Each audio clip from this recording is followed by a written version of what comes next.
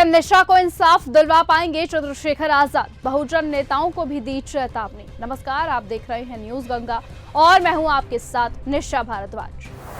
पूरा मामला उत्तर प्रदेश के गाजीपुर के करड़ा थाना क्षेत्र के कटारिया गांव से जुड़ा है, जहां एक युवती निशा विश्वकर्मा की संदिग्ध परिस्थितियों में जान चली गई। पुलिस इस मामले की जांच कर रही है, लेकिन इसी बीच ये मामला सियासी रंग भी ले चुका है। पीड़ित परिवार से मिलने समाजवादी पार्टी का एक डेलीगेशन गांव पहुंचा, जिसका नेतृत्व स्थानीय नेताओं द्वारा किया जा रहा था। रिपोर्ट्स के मुताबिक गांव के बाहर ही कुछ ग्रामीणों ने इस डेलीगेशन को रोक दिया और उन्हें अंदर जाने की अनुमति नहीं दी। इसके बाद सपा के नेता और कार्यकर्ता वहीं धरने पर बैठ गए। हालातों को संभालने के लिए प्रशासन ने पीड़ित परिवार को बाहर लाकर मुलाकात करवाने की कोशिश की, लेकिन इसी दौरान अचानक से माहौल बिगड़ा और दोनों पक्षों के बीच पथराव की स्थिति बन गई। इस झड़प में सिर्फ राजनीतिक कार्यकर्ता ही नहीं बल्कि पुलिसकर्मी भी घायल हुए। तो वहीं स्थानीय अधिकारियों और मीडिया रिपोर्ट के मुताबिक कई लोगों को चोटें आई और इलाके में तनाव फैल गया, जिसके बाद भारी पुलिस बल वहां तैनात करना पड़ा। तो वहीं इस घटना के बाद आरोप प्रत्यारोप का दौर भी शुरू हो गया। अखिलेश यादव ने सोशल मीडिया के जरिए इस घटना पर प्रतिक्रिया दी और दोषियों पर कार्रवाई की मांग की। तो वहीं दूसरी तरफ स्थानीय स्तर पर अलग अलग पक्षों ने अपनी अपनी बातें सामने रखी, जिनकी स्वतंत्र पुष्टि हर स्तर पर अभी बाकी है। इसी मुद्दे पर अब चंद्रशेखर आजाद ने भी प्रतिक्रिया दी और बहुजन समाज से अपील की है कि वो अन्याय के खिलाफ एकजुट होकर आवाज उठाएं। आपकी चुप्पी समाज के साथ अन्याय को बढ़ावा देगी, इसलिए मैं आपसे आग्रह कर रहा हूँ, जो बहुजन समाज के नेता है। और आप नहीं बोलोगे तो आजाद समाज पार्टी भीमार में तो लड़ेगी। मैं अपने बहादुर जिले के टीम को बधाई देता हूँ, जो इस अन्याय में सबसे पहले मैदान में उतर के पीड़ित परिवार की आवाज बनने के लिए खड़े हुए।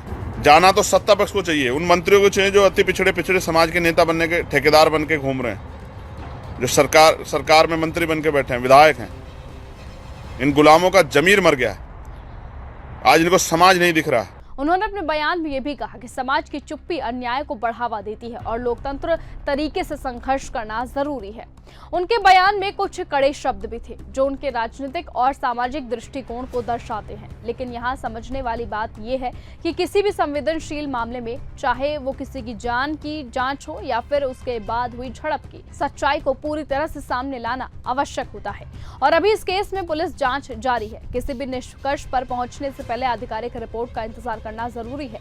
ऐसे में यह घटना दो स्तरों पर सवाल खड़े करती है। पहला कि क्या पीड़ित परिवार को न्याय मिलेगा और जांच निष्पक्ष होगी, और दूसरा क्या इस तरह के मामलों में राजनीतिक दलों की मौजूदगी हालातों को शांत करती है या फिर इसको और ज्यादा तनाव में बदल देती है। लोकतंत्र में हर व्यक्ति और हर पार्टी को अपनी बात रखने का अधिकार है, लेकिन ये भी जरूरी है कि संवेदनशील हालातों में संयम बना रहने और कानून व्यवस्था प्रभावित ना हो, इस चीज का भी ध्यान रखा जाए। लेकिन फिलहाल गाजीपुर में हालात नियंत्रण में लाने की कोशिश की जा रही है, लेकिन असली सवाल अभी भी वही है कि क्या निशा को न्याय मिलेगा और क्या इस पूरे मामले में पूरी तरह से सच्चाई सामने आ पाएगी। और जिस तरीके से चंद्रशेखर आजाद ने निशा को न्याय दिलवाने की मांग उठाई है, यानी कि निशा को न्याय दिलवाने के लिए जिस तरीके से उन्होंने ऐलान किया है, कि अब देखने वाली बात होगी कि क्या वो सचमुच निशा को न्याय दिलवा पाएंगे। और जिस तरीके से उन्होंने बहुजन नेताओं को आड़े हाथों लिया है, देखने वाली बात होगी कि क्या इस बयान के बाद किसी और नेता की कोई प्रतिक्रिया सामने आएगी या नहीं। फिलहाल आज की इस खबर में सिर्फ इतना ही। देखते रहिए और बने रहिए न्यूज गंगा के साथ। नमस्कार।